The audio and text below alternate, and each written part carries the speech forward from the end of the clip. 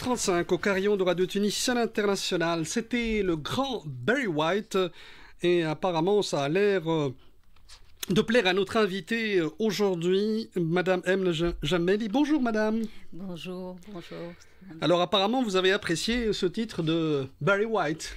J'adore, il a bercé vraiment ma jeunesse, on va voilà, dire. on va pas dire l'âge parce que c'est pas très diplomatique, mais enfin l'âge c'est plutôt ça se passe dans la tête et ce qui est mental est le plus important. Je veux dire, il y a des gens qui ont 80 ans et qui pètent la santé, il y a des gens qui n'ont que 40 ans mais qui malheureusement paraissent un peu trop vieux. Alors, nous allons parler aujourd'hui d'incubation, mais d'incubation un peu particulière puisque cette incubation est dédiée à l'entrepreneuriat féminin. Et merci en tout cas d'être là, surtout un dimanche où vous êtes censé vous reposer, hein, pour nous parler d'un événement qui aura lieu le 9 juillet 2025 et qui s'appelle attention, Elevate, c'est en français, ensuite Vate Summit, c'est du franco-anglais, et puis qui va célébrer le leadership féminin, la diaspora tunisienne et l'innovation. Alors, avant de rentrer dans le vif du sujet, Madame M. Jameli, essayons d'expliquer à nos éditeurs tout d'abord ce que c'est qu'un incubateur. Alors, merci pour l'invitation déjà. En fait, un incubateur, c'est une structure. Oui. Et nous, chez Incube, nous sommes une structure privée. En fait, cette structure, elle accompagne le jeune entrepreneur pour les premiers pas de l'entreprise. C'est-à-dire quelqu'un qui a une idée. Au tout début, il se dit, des fois des jeunes entrepreneurs arrivent chez nous pour nous dire, je sais exactement ce que je veux faire, je ne sais pas par où commencer, c'est la phrase miracle. Donc nous l'accompagnons, nous le prenons par la main et nous lui disons, voilà, comment tu vas développer ton idée, comment tu vas aller voir le consommateur, comment tu vas calculer, etc. Et donc tout ça, derrière tout ça, il y a une méthodologie, il y a des experts et donc l'incubateur, c'est ça. Alors, il faut que ça soit, Madame Jamel, il faut que ça soit une start-up ou non? Pas forcément. Hein? Pas forcément, non, pas du tout. Parce que le terme incubation se marie très souvent avec start-up, c'est vrai. Hein? C'est vrai, tout à fait. Mais c'est ouvert à tout le monde, c'est ouvert à tous ceux qui ont une idée. Et je crois que les Tunisiens n'en manquent pas, et les jeunes particulièrement. Femmes et hommes. Exact. Donc, et tous ceux qui ont une idée, aujourd'hui, justement, on est dans un monde où l'innovation est reine, on va dire. Parce que c'est très important. Tous les business, tout a changé aujourd'hui avec l'intelligence artificielle, avec la digitalisation. Oui. Alors, terme innovation, qu'est-ce que ça veut dire exactement? Parce que, bon, on a l'impression un peu que c'est un peu galvaudé, des fois. Hein. Bon, pas toujours. Absolument. Mais c'est un terme vraiment qui revient très, très souvent. Parce que l'innovation, il y a trois types d'innovation réelle. Il y a l'innovation produit, c'est un produit qui est totalement nouveau. Il y a l'innovation dans le process, par exemple, quand on voit Airbnb, donc c'est rien de révolutionnaire, mais réellement son process exactement. Il fallait y penser, quoi. Il fallait y penser exactement. Tout simplement. Et il y a l'innovation marché, c'est-à-dire tout simplement quand quelqu'un prend un produit qui existe déjà à l'international et qu'il l'adapte dans un marché et que ce marché l'accepte, surtout, c'est ça. Oui. Et qu'il l'adapte, il y a beaucoup de choses. Par exemple, il y a Dapchi, qui est une start-up tunisienne, qui est en fait une innovation parce qu'elle a adapté ce principe qui existait déjà ailleurs. Et c'est-à-dire que ce n'est pas forcément une nouvelle idée. Hein. On ne va pas réinventer, réinventer le monde. Absolument. On peut s'inspirer de quelque chose qui a fonctionné ailleurs et vraiment l'adapter, ce qui est le plus important, à notre environnement. C'est l'adaptation parce qu'il ne faut pas croire que quand on prend un projet ou une idée et qu'on le transpose dans... Ça marche automatiquement. Pas du tout. Non. Pas du tout. Très bien. Alors, ça c'est pour l'incubation et on a compris un peu plus. Mais sinon, on va focaliser sur l'événement et vous êtes venus pour ça, j'espère. Quels sont les objectifs d'Elevate Summer pour cette année 2025 ? Alors, l'Elevate Summit se passe donc Summer, j'ai dit Summer. Pourquoi j'ai dit Summer, oui. Mais Summit, c'est... oui, c'est vrai, ça se passe, du franglais, c'est vrai que c'est un peu... Oui, mais ça se passe parce que là, on est en plein été, donc forcément... Absolument. C'est un lapsus révélateur, exactement. Donc, d'abord, c'est la 4e édition. Voilà, c'est pas la pour ça que j'ai dit pour cette année, ça veut dire qu'elle a été précédée par d'autres. Exactement. Et donc, nous, en tant qu'incubateur dédié à l'entrepreneuriat féminin, on s'est, cette année, on a réuni nos efforts avec Open Minds, qui est un réseau international de diaspora et qui est dirigé par Yusra Magouri, qui elle-même fait partie de la diaspora et qui... justement, elle est résidente aux États-Unis. Oui. Elle a une grande communauté de diaspora du monde entier. Et nous nous sommes réunis parce qu'elle-même travaille sur le leadership féminin. Et donc, nous avons des valeurs communes entre la diaspora, le leadership féminin, l'impact. C'est quelqu'un qui travaille aussi beaucoup sur l'impact. Oui. Alors, pourquoi la diaspora? Parce que nous-mêmes, cette année, nous avons accompagné 9 entrepreneurs de la diaspora. C'est un programme qui a été financé par l'OFI. Ce programme-là, de ces 9 entrepreneurs, il y a 6 entrepreneurs qui sont en phase de créer leur entreprise. Il y en a qui ont créé, il y en a qui sont en train de le faire actuellement. Ces projets-là sont divers. Et c'est un projet qui s'inscrit dans le concept de la circularité. C'est-à-dire que ces Tunisiens qui sont résidents à l'étranger, ils vont en fait revenir en Tunisie pour créer une structure, pas forcément pour s'installer, mais probablement pour réexporter. C'est pour ça qu'on parle de circularité. Et donc, on a de très, très beaux projets. Voilà. On a une dame qui est ingénieure en Allemagne depuis plus d'une dizaine d'années, qui travaille dans une grosse structure et qui, aujourd'hui, a créé une agence de tourisme médical pour les Allemands. Parce que les agences de tourisme médical, il y en a, mais les Allemands ne sont pas présents en Tunisie. Donc, elle a profité de cette double position qu'elle a entre l'Allemagne et la Tunisie pour créer cette agence-là et pour attirer ce type de cette niche et ce type de clientèle qui n'existe pas vraiment beaucoup en Tunisie. Parce que vous savez, les Allemands, ils ont besoin de quelqu'un qui parle allemand et que... Oui, c'est vrai qu'il y a la langue qui doit être maîtrisée pour vraiment les accompagner. Et c'est très souvent, ils s'expriment uniquement en leur langue ou peut-être un peu en anglais. Absolument. Mais même en anglais, c'est des situations où ils préfèrent être en sécurité, donc quelqu'un qui parle leur langue. Tout à fait. C'est pour ça que j'ai appris l'allemand, d'ailleurs. Ah, d'accord, je ne savais pas. Oui. D'accord. Oui, parce que mon fils est installé en Allemagne, et là, j'en ai profité pour apprendre quelques rudiments, en tout cas jusqu'au niveau B1, qui est un niveau intermédiaire. D'accord. Mais les langues, c'est une richesse extraordinaire. C'est vrai, plus on maîtrise de langues, je pense que plus on a d'avantages par rapport aux... Et là, je le dis beaucoup aux jeunes étudiants, je le dis aux jeunes également, d'essayer de pratiquer plus d'une langue, parce que malheureusement, à part l'anglais, il n'y a pas beaucoup d'engouement pour les autres langues, dont le français, d'ailleurs malheureusement, parce que là, quand on leur dit il faut essayer de maîtriser cette langue, ils nous disent non, on n'en a pas besoin, c'est une langue un peu morte, entre guillemets, mais ce qui n'est pas vrai, puisque rien que pour la francophonie, elle est utilisée par, je ne sais pas, 200 ou 300 millions de personnes quand même. Absolument. Mais l'allemand, aujourd'hui, il y a de plus en plus de jeunes qui l'apprennent parce que l'Allemagne est demandeuse de certaines compétences. D'accueillir surtout tout ce qui est médical et paramédical. Oui. Exact. Plus exactement. Les ingénieurs. Et là, c'est... bon, je ne voudrais pas beaucoup en parler parce que c'est un peu attristant par rapport à ces talents qui émigrent. Mais bon, on a toujours espoir qu'ils reviennent et puis font profiter leur expérience, leur vécu. Je pense qu'ils beaucoup vont revenir et beaucoup sont en train de revenir aujourd'hui parce que vraiment, quoi qu'on dise, il fait quand même mieux vivre en Tunisie qu'ailleurs. Ah là, je suis complètement d'accord. Nous avons un très beau pays, c'est un petit pays, mais il a tous les atouts, nous avons tous les atouts pour que nous soyons performants, et pour que la femme aussi soit un peu plus représentée. Oui. J'ai vu un peu les chiffres. Là, il y a un problème, il y a une dichotomie entre le nombre de femmes diplômées et puis l'accès à l'emploi, par exemple. Absolument. En fait, c'est pas vraiment l'accès. Est-ce que vous allez en parler? Alors, effectivement, peut-être, vous savez que la Tunisie est le 2e pays au monde. Ça, je le sais, oui. Voilà, où il y a le plus de femmes ingénieures. Excellent, oui.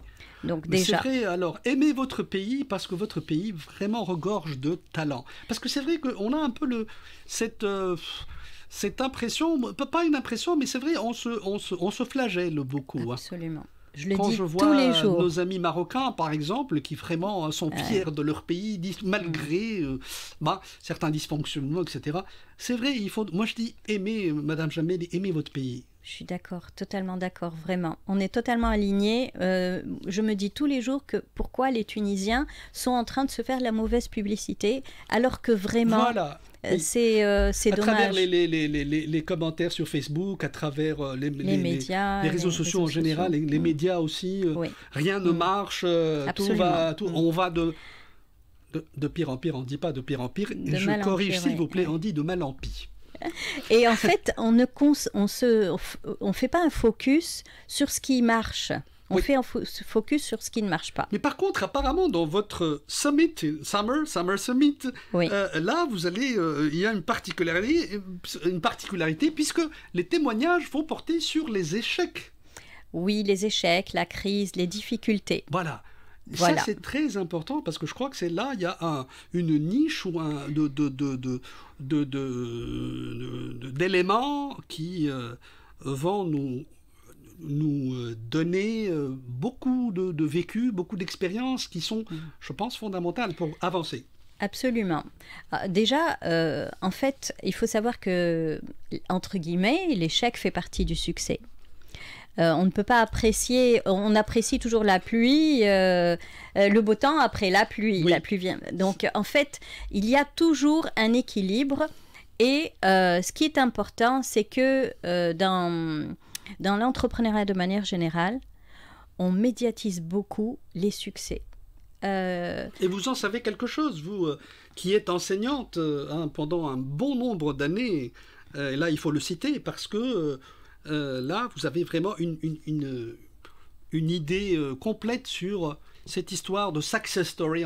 Chaque fois, on invite des gens pour vanter leurs mérites, etc. Absolument, mais c'est trompeur. C'est trompeur, parce que les jeunes entrepreneurs, très rapidement, baissent les bras et ils disent « je n'y arrive pas, c'est trop difficile ». C'est pas ce que j'attendais, parce qu'on m'a parlé de réussite, de succès.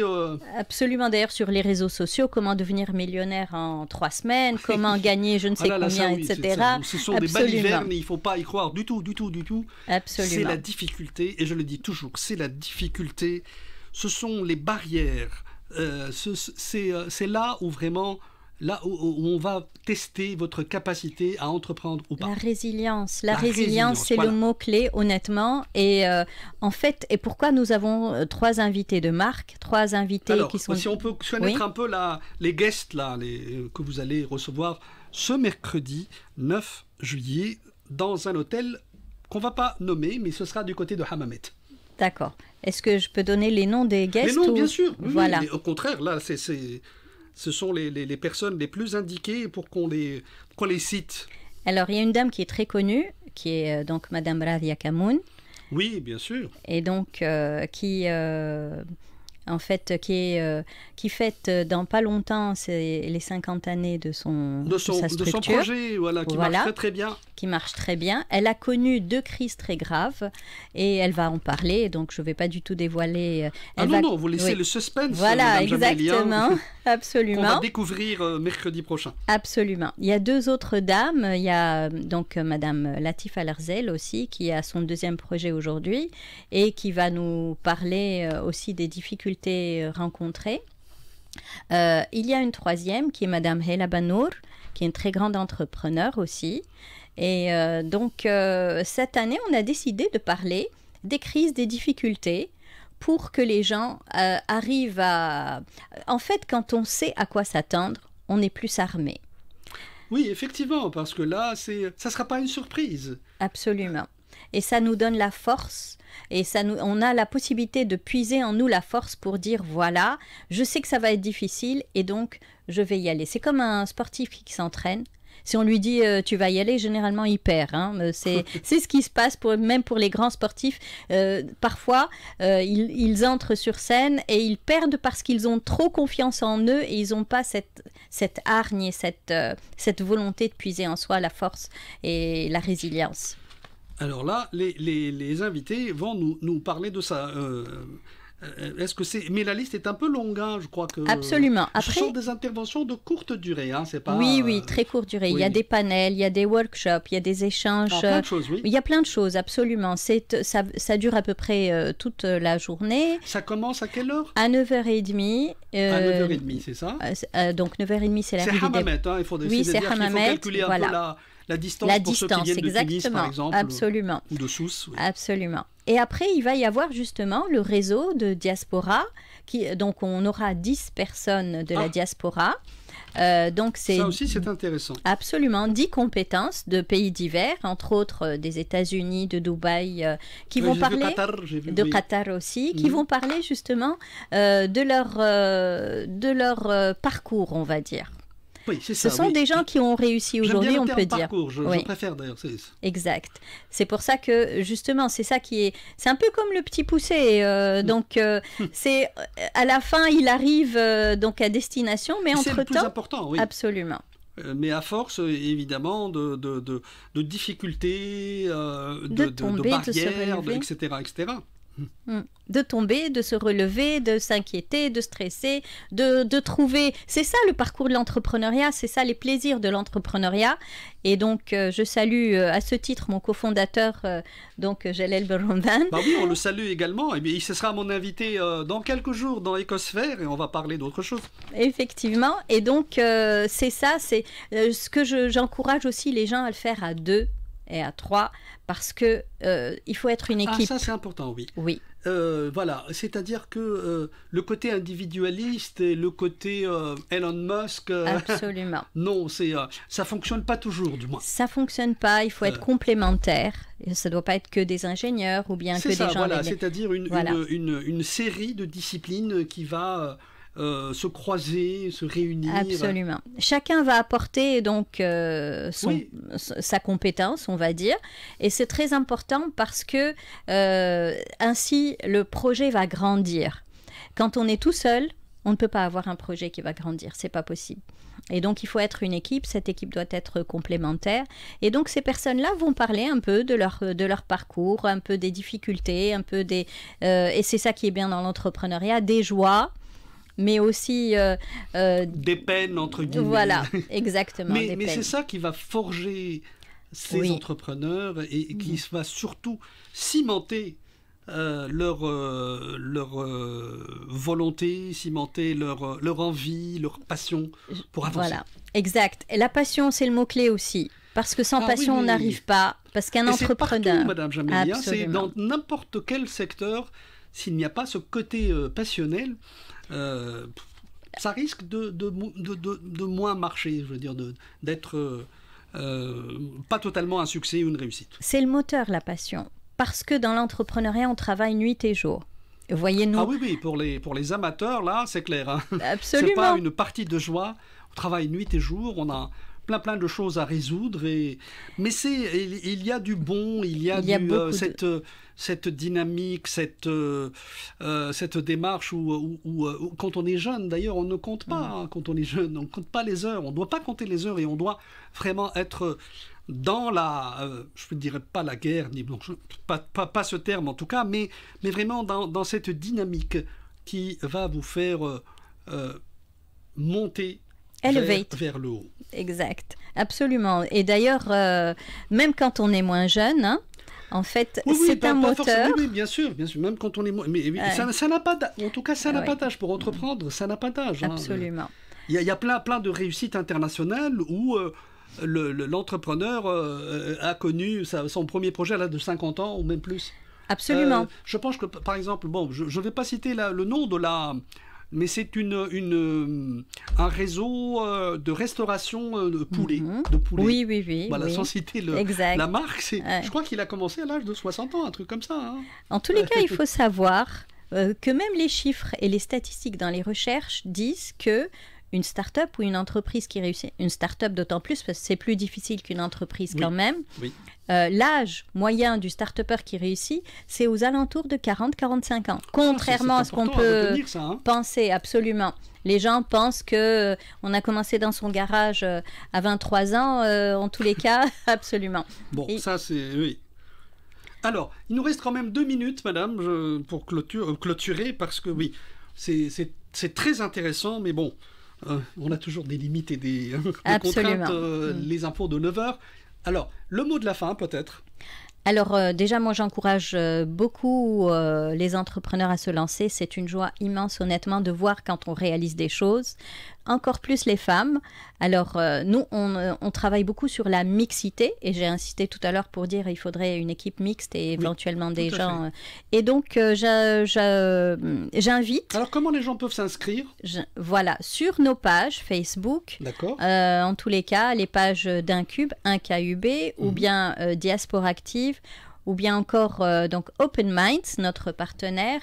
Yusra Magouri, vous allez trouver donc les publications avec un lien d'inscription, vous allez le trouver sur les pages et donc c'est ouvert à tous, seulement sur inscription. Voilà, c'est gratuit mais c'est sur inscription. Voilà. Très bien. Allez, on croise les doigts et puis on vous souhaite tout le succès pour cette journée qui, je rappelle, sera pour le mercredi 9 juillet du côté de Hammamet, cette très belle ville.